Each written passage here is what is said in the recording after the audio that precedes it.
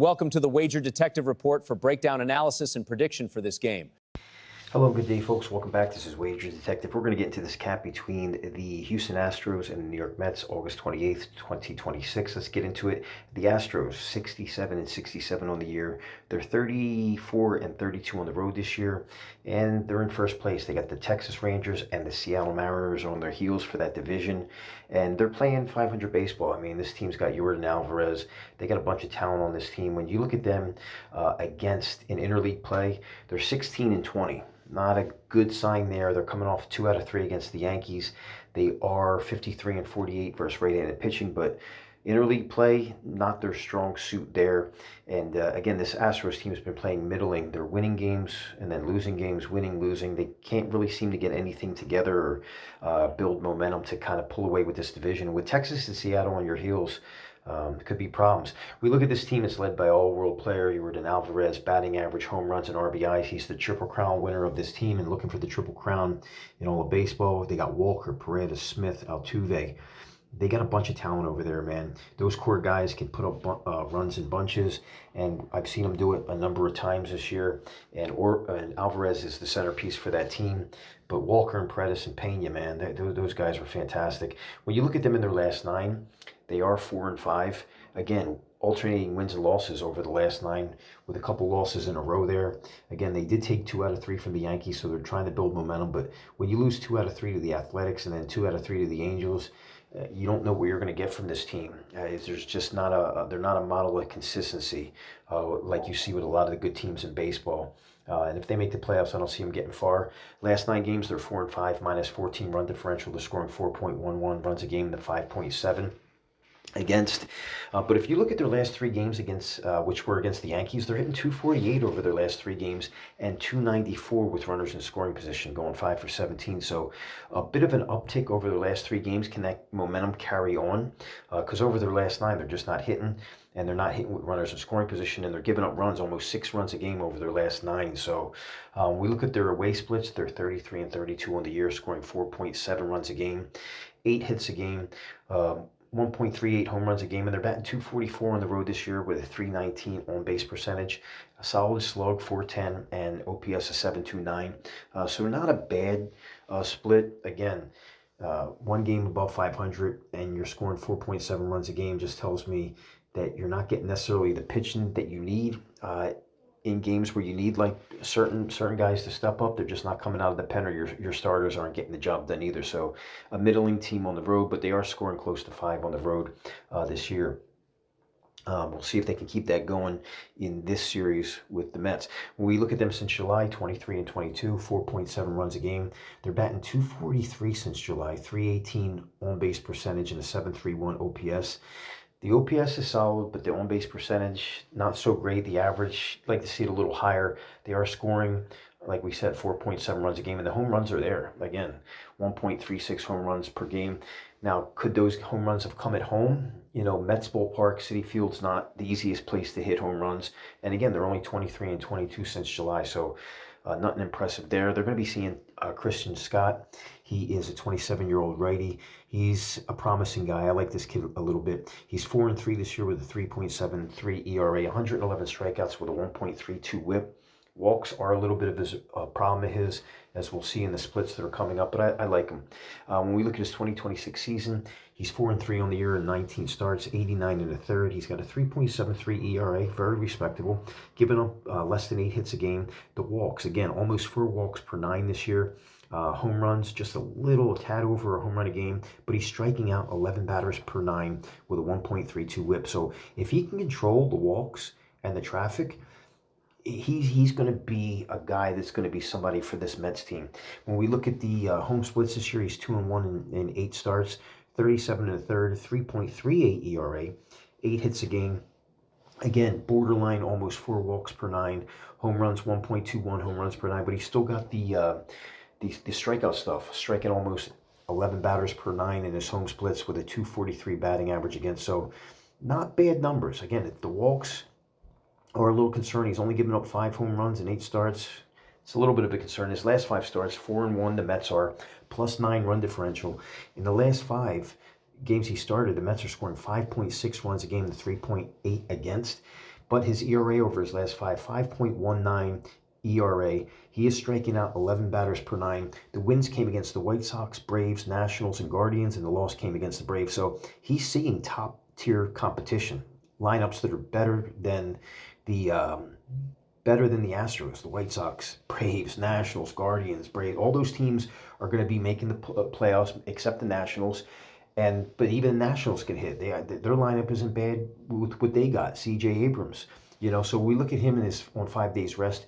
The Mets are 6-4 plus 7 run differential. They're scoring 4 runs a game to 3.4 against. He does have a 3.86 ERA on 5 days rest this year.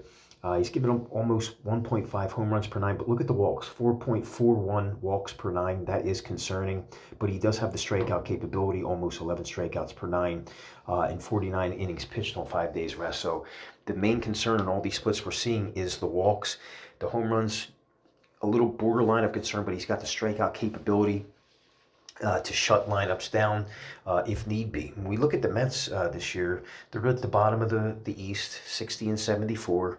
Obviously not going to make the playoffs this year. They're 6 games below 500 at home this year, so not necessarily a good home team or away team. If you look at them, they're the only team in the National League East with a plus-minus run differential. They lost their last 2, and they're 5-5 in their last 10. So they did play the Brewers, so losing your last 2, not necessarily the worst thing in the world, but this team not playing good at home necessarily. When we look at this team led by Carson Bench in batting average, Soto leads the team in home runs, and Bichette leads the team in RBIs. They got a couple players on this team that are good, man. Bichette's good, Bench is a rising star, Simeon, decent player, Ewing, low-key good, Alvarez good, Lindor, he's back. He's decent. We look at them in their last 9 games. The Mets are 4-5, minus 10 run differential. They're only scoring 3.2 runs a game to 4.3 against in their last 9. They're batting 238 over their last 9 games. But when you look at their last 3, just not doing good. The Brewers, though, do have good pitching, so it is pause for concern. But 223 batting average over their last 3 games with a 1.67 with runners in scoring position. So not good, but you did play the Brewers. When we look at them at home, they're 31-36, scoring 4 runs a game, solid. Little more than 7 hits a game, a home run per game. Only batting 234 at home this year with 31% on-base percentage.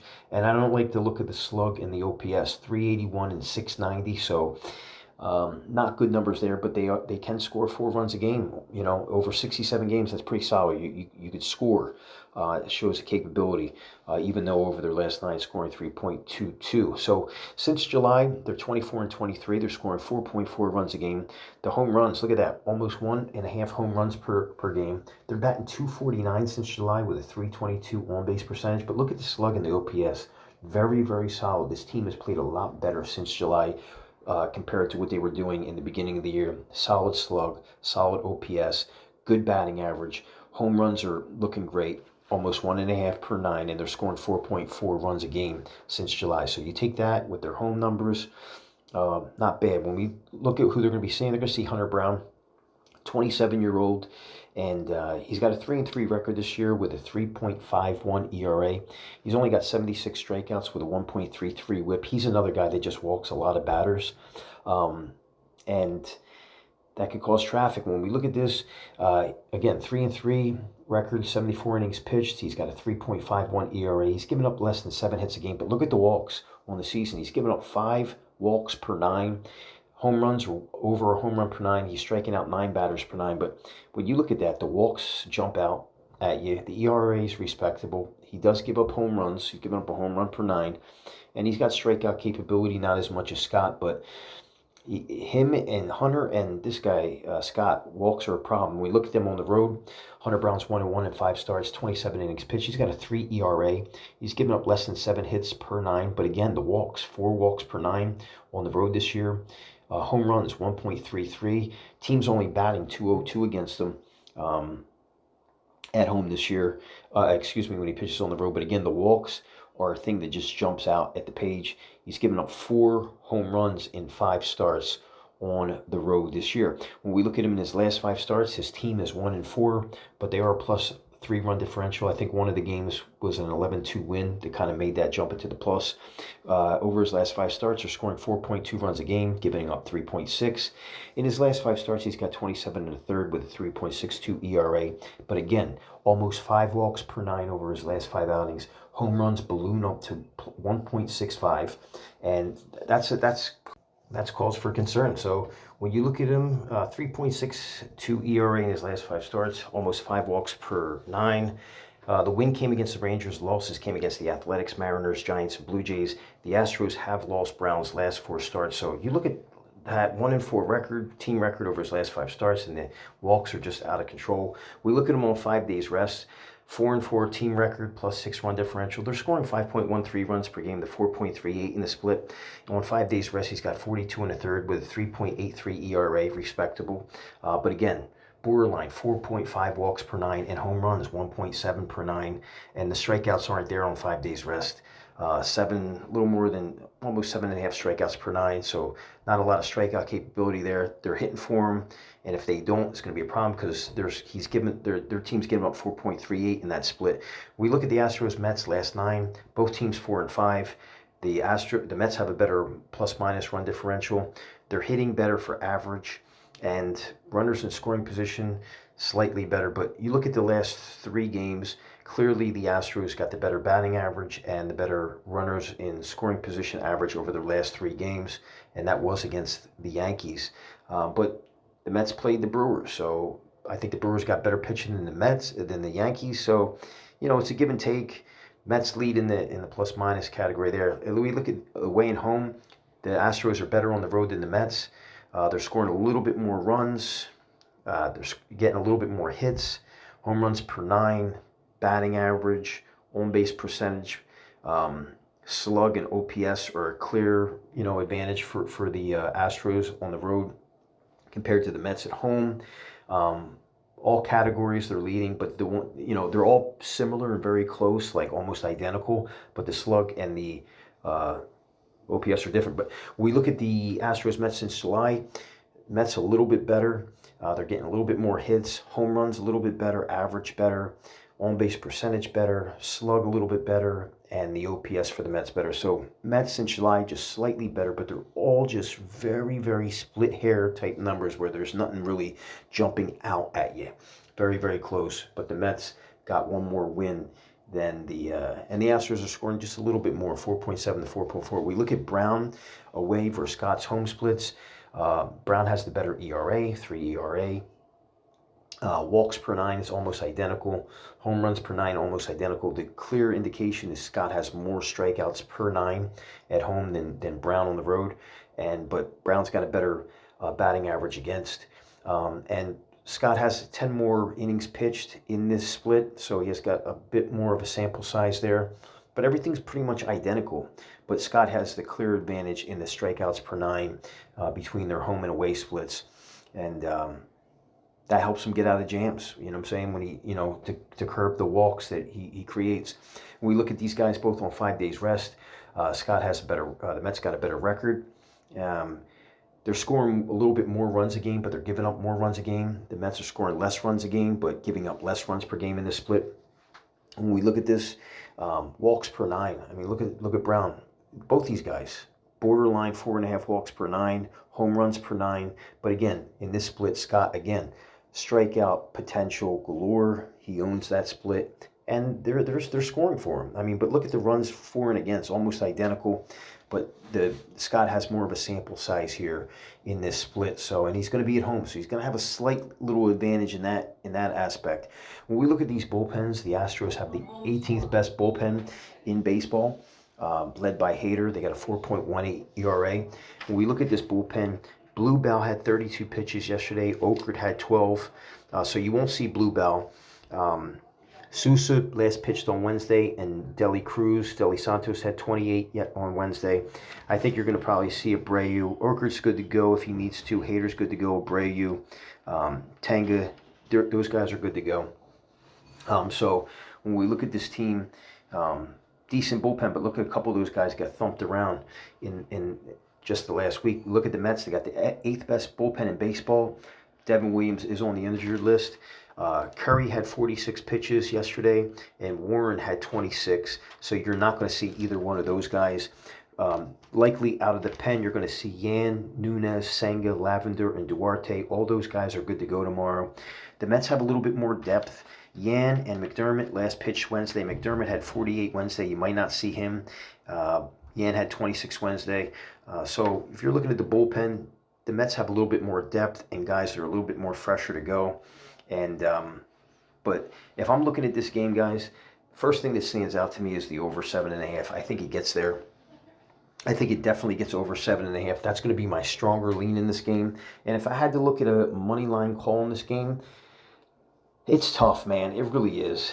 I would lean the Mets. I mean, I think this game should be a lot closer to a pick 'em. It should be more like a -110 both ways, particularly because the Astros can't string wins together. They win one, lose one over their last line. It's win-loss, win-loss, win-loss. And the Mets have lost 2 in a row, so I know people are probably going to look at the Astros after that series. I'm going to be more on a contrarian side. I think the Mets have played better since July, and I think Scott has more of a chance to get out of jams with the walks, but I think both these guys there's going to be walks, there's going to be probably home runs. I love the over 7.5 as my stronger play in this game. And if I had to lean aside, I would only lean the Mets at plus money. So that's going to be my call here on this August 28th, 2026 game. Wager Detective calling the New York Mets and over 7.5. Thank you for tuning in. Share this video, like it. And remember this, guys. Wager Detective loves all his fans, and I'll talk to you soon. Let's go over 7.5, and let's go Mets. I'll talk to you soon. Be sure to follow Wager Detective on Twitter, Instagram, YouTube, and TikTok.